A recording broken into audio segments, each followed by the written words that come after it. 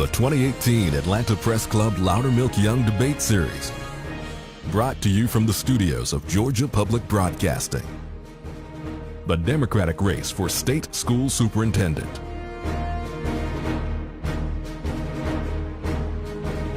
Good afternoon. I'm Jennifer Leslie, a reporter with 11 Alive News. Welcome to the Atlanta Press Club Loudermilk Young Debate Series, originating from the studios of Georgia Public Broadcasting in Atlanta. This is the runoff debate among Democratic candidates for state school superintendent. Let's meet the candidates. They are, in alphabetical order, Sid Chapman, who is the past president of the Georgia Association of Educators, and Otha Thornton, a retired Army lieutenant colonel and the 53rd National Parent-Teacher Association president. Now, let's meet our panelists. Eric Sturgis is an education reporter for the Atlanta Journal-Constitution, and Dave Williams covers government for the Atlanta Business Chronicle. Now let's get started. For rules on today's debate, please visit the Atlanta Press Club website, atlantapressclub.org. To start the debate, each candidate will be asked a question by both of the panelists. Dave Williams, you get the first question for Sid Chapman. Thank you. Good afternoon, Dr. Chapman. Good afternoon. We've been hearing complaints in Georgia and around the country in recent years that we're doing too much testing of students, leaving less time for instruction. Do you agree with that? And if so, what should be done about it? Yes, I completely agree that there's too much testing, standardized testing, and I've worked for the past 25 years, I guess you could say, and ever since the No Child Left Behind Act came under the dome to make sure that testing was decreased. I hear from teachers every day that standardized testing and teaching to the test inhibits their ability to teach properly in the classroom, and it's tied to their evaluation, and there are many factors that come in with the testing part. So testing has changed the way that we do business in the classroom, and it takes up too much time. It is too encumbering upon the teacher with all the paperwork that goes with it, and tying with students who have various backgrounds, and then they are evaluated by those tests, and schools can often come with a lower CCRPI because of that. Eric, you may now ask a question to Colonel Thornton. Good afternoon, Colonel Thornton. Good afternoon, sir. Proficiency rates in core high school courses are well below 50% in many subjects. Meanwhile, Georgia last year celebrated an 80% graduation rates. Are we lowering the bar for graduation rates here? Yes, sir. I think we need to continue to look at our graduation rates here in Georgia and make sure that we have a clear-cut standard. As I travel around the state of Georgia and talk to different systems, there are so many nuances in the graduation rates. So that's something we really need to address. Thank you. Dave, now your turn for a question for Colonel Thornton. Colonel Thornton, the percentage of school district budgets being funded by the state has been decreasing for a number of years, putting more of the burden on local property taxpayers. How would you address that issue? Well, sir, the way I would address that, I believe every child should have a high-quality seat in education no matter where they live. I know the last year, the Georgia legislature has tried to put in more funding to fund rural schools.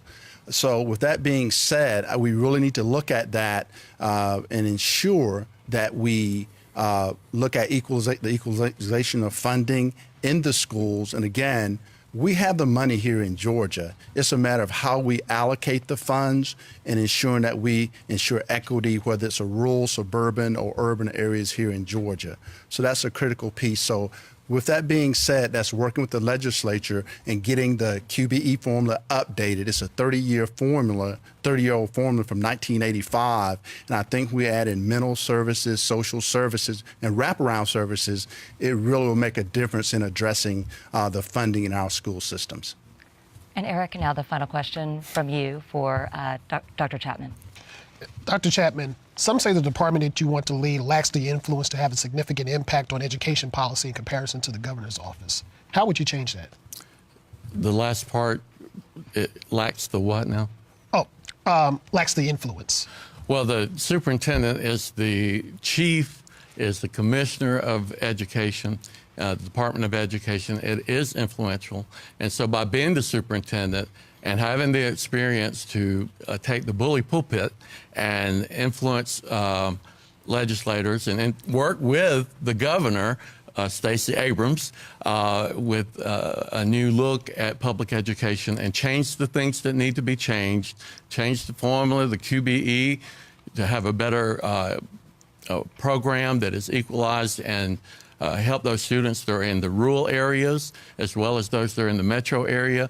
That policy, that formula needs to be changed.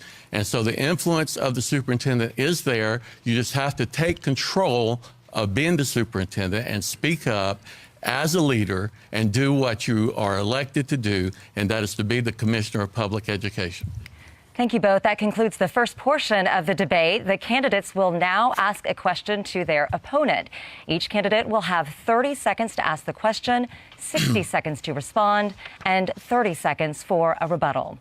By random selection, Dr. Chapman, you may ask the first question. Okay, Mr. Thornton, I'd like to know, how much experience do you have in K-12 education? Mr. Chapman, we're running for state school superintendent, not state school teacher. As a state school superintendent, you're responsible to be a chief administrator, chief advocate, and chief acquisition officer. You're not running classrooms, you're running systems. So I'm a post-secondary educator, and I'm very in tune from talking with teachers around Georgia, principals and superintendents to capably handle the job. You may have a brief rebuttal. So basically you have no K-12 experience, is that what you're saying? Sir, the current ESSA law, I worked with the White House, the Congress, and Department of Education in drafting it. So, yes, I do have experience, sir. Okay. Colonel Thornton, it's now your turn to ask the question. I think it's very important for us to understand laws and policies. Dr. Chapman's audio does not match his video. He is endorsed by Governor Roy Barnes, who, in 2001 Education Reform Act, removed teacher tenure. He incorporated high-stakes testing to teachers and for students, attaching them together. The video says that he would be best. The question is, how do you reconcile your audio and your video with someone that has hurt Georgia's education system? Well, the answer is very simple. Roy Barnes is a legend in Georgia and knows a great deal about public education and everything there is to know about being a governor and all of the legislative works of Georgia. I look to him for some guidance through the years. We didn't always agree. Back when he was governor, the bill that he passed took away fair dismissal. Teachers had a problem with that, and it may have even contributed to his not coming back as governor. Through the years, he came back and ran and changed his mind on that. I feel that he is very knowledgeable, and most teachers feel that way too. Most people I talk to, that Roy Barnes is a very knowledgeable person for public education in Georgia. A brief rebuttal? Yeah. So as a state superintendent, you have to have a command of policy. That went in place 18 years ago, and we're seeing the results of it now, i.e. teacher dissatisfaction, 47% of teachers leaving before the 5-year mark. We see it in high-stakes testing, the anxiety that has caused students, and the attachment to teacher evaluations. That he started that. And again, now he comes back 18 years later and wants to redeem himself by recommending Dr. Chapman as the person to run education. I feel like I have to speak to that. Mr. Thornton likes to boast that he is endorsed by Arne Duncan, who brought Race to the Top to Georgia and very much supported standardized testing, tied it to the, not only to the teachers, but also to the funding.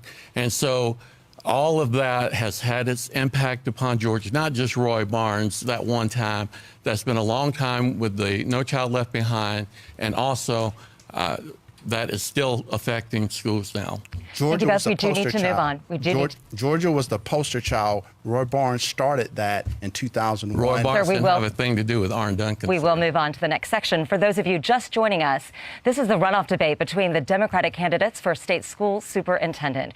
We will now go back to the panel to ask questions to the candidates of their choice until we run out of time. As a point of moderator privilege, I may also ask questions of the candidates. I will determine when a rebuttal is appropriate. Eric, you get the first question in this round. I'll ask this question to both of you. We've seen all over the country that teachers are challenging states in regards to compensation models.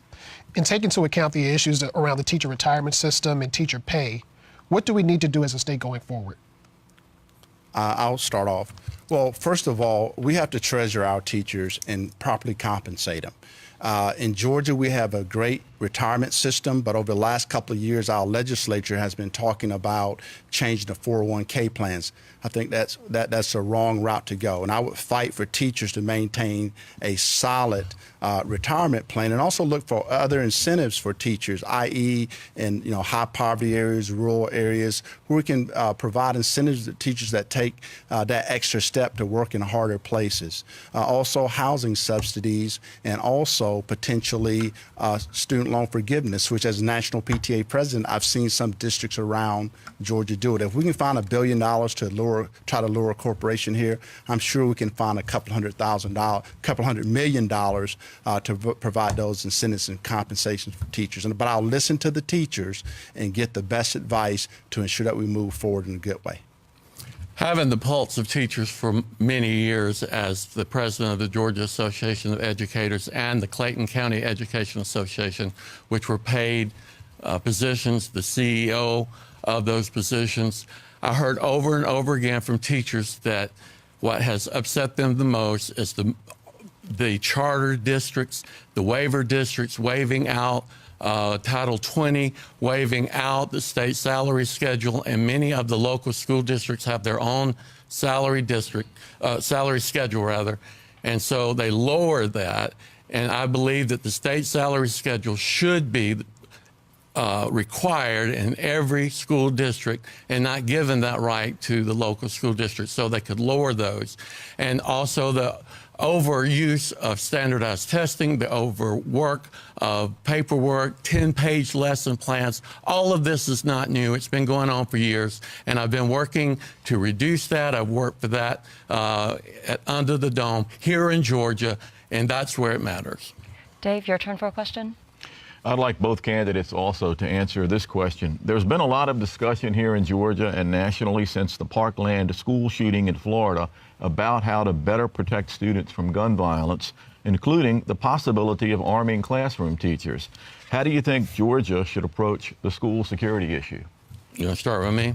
Okay. Well, absolutely. I just totally am against arming teachers with guns. I do not believe that teachers should have guns. I've said it many times. If a student can find my test, they can find my gun. That is a recipe for disaster. We also know that there are many technologies that are out there now that can quarantine an intruder, rapid response teams. It is an investment upon our students. It is need regular drills. Preparedness is the way, bulletproof doors, all of those things must come to pass. Fulton County right here in the metro area has one of the best programs that they've already put in place, and I followed around with the state Senate hearings and have heard some great testimony from students that agree with that and from experts who are ex-military or ex-law enforcement. And one thing that people don't realize, that if you arm a teacher, they've got to be ready to shoot a student, because most of these students are troubled students that come in and do these sort of things, and I don't think they're ready for that. Colonel Thornton. I'm a soldier and an educator. As a soldier, shooting a person versus an educator, the educator educates people. So with that being said, I am totally opposed to weapons, teachers being armed. Now, my solution to that is, again, wraparound services to identify issues early and up front to help reduce violence in schools and to get the psychiatric services that we need for our children in school. So that is the solution. Also, additional school resource officers. They are trained personnel that can help mitigate issues and provide the proper security for our schools. But again, it starts with wraparound services and addressing the needs of our children. So again, I'm totally opposed to weapon systems. And we also can invest more money into better security systems within our schools. And we have the funding in Georgia to do it. It's a matter of proper allocation of funding. A quick follow-up, if you don't mind. You talk about wraparound services. Yes, Mental illness is such an important issue, a growing issue with our young people. What is the role of schools when it comes to that? Because oftentimes it is the source of the violence we're seeing across the country. Dr. Chapman, I'll start with you. Well, one of the things that we've seen over the past decade or more, $9 billion cut in quote-unquote austerity cuts, cut from the budget. Some of the first things to go is social workers, counselors, psychologists. Students need these services. Those are wraparound community services. They need someone, often they're tagged, but they're not followed through. That has been proven over and over by the studies of those that have participated in these kinds of events. We need to partner with the various medical facilities or services in the community. Many are doing that so that students can receive quote-unquote wraparound services or community services. It is imperative that we realize that these students, many of them come from poverty, they come from abusive homes, not only in physical abuse, but substance abuse. They need these services, and we must reach out to them, and it is very much up to the state and to the local boards of education to realize that. Colonel Thornton. Well, ma'am, 90% of our children attend public schools. 90% of our children, of the 1.8 that are attending. So with that being said, all homes are not equal. So where the extended families cannot extend, because education is everyone's responsibility. But where it fails, whether it's in the home or in the community, the school is the center of our communities. So by providing those services to kids can give them the great opportunity in life for them to excel. So that is absolutely critical. And because we spent the last 16 years underfunding our education here in Georgia, those are some of the services that we could have really made a positive difference with our youth.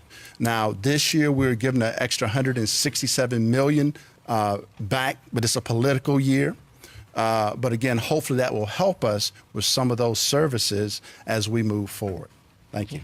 Eric, your turn for a question. Both of you talked about recent budget cuts, and I'll start with you, Dr. Chapman. Governor Deal's Education Reform Commission spent a year preparing recommendations to change the school funding formula, and we didn't see immediate results here. So I'm wondering, what would you consider and what would you try to work with state lawmakers to get something done on this front? Well, I was on that commission, by the way, and there were many things that were brought forward. One of the problems was that it was always geared toward charter schools, privatization, so many things that bogged down getting anything done. They had listening sessions across the state, and so then we come the next year, so the governor doesn't even mention it because of the reform things that were brought about, because it was exposed that it was to help bring privatization and allow private charters. So we need to make sure that we have the right idea, listening to teachers, listening to parents, listening to those who are in the classroom, listening to the practitioners of what is needed in the classroom. You can listen to anybody, but until you really listen to those that are the practitioners, you're not going to get anywhere. Colonel Thornton. Okay. First of all, I'm a grassroots candidate, and I understand the establishment and I operate, but from a grassroots standpoint, we need to articulate to the grassroots that 52 cents of every dollar goes to education. 40 cents goes to K through 12, and 12 cents goes to higher education. And we must get them to understand that. So as we communicate with the legislators, and I plan on being a proactive state superintendent to propose the budgetary requirements that we need to handle to make a difference in our schooling. But it's working with the legislators. And again, I think working back home with their folks and telling them whether their legislators are voting against their interests. If we look at things like the Student Scholarship Organization, which is basically a voucher program. We spent $60 million last year. They bumped it up to $100 million this year. As a matter of fact, one of the Republican governor candidates talked about that this is bad and wrong in 1,000 ways. So we need to attack issues as that matter. Thank you. Dave, your turn. I was going to ask this of both candidates, but Colonel Thornton, I think you just addressed it, so I'll ask Dr. Chapman. The private school scholarships program in Georgia is very popular. It keeps hitting its cap every year. In fact, it was raised, as Colonel Thornton just mentioned.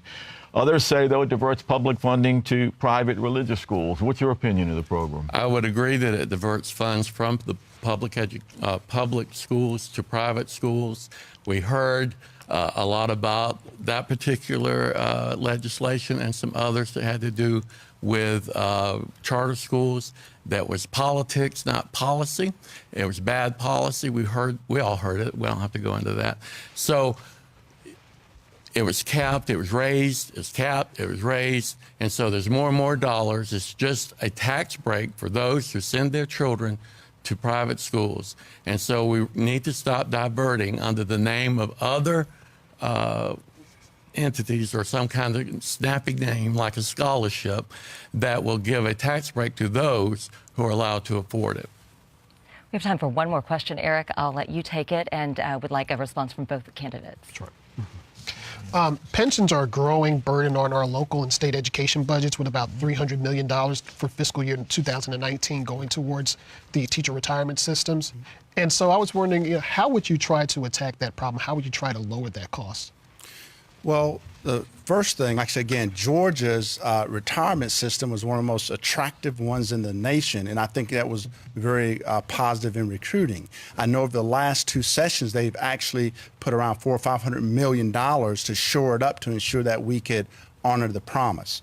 So I'm a retiree and receiving a pension. The federal government has guaranteed me a pension. Georgia has guaranteed our teachers a good pension. So I will continue to fight to make sure that we fund those pensions accordingly and really fight against the 401k plan they're trying to introduce and pass through our legislature. It's unacceptable. Our teachers should be revered and given the proper security, in a good retirement because of the great work that they do every day. Dr. Chapman? Me? Okay. The TRS promise is a promise to those who have taught 30 years or somewhere in between here in Georgia. It was a promise that was given to teachers. It was given to me. I could take that promise today.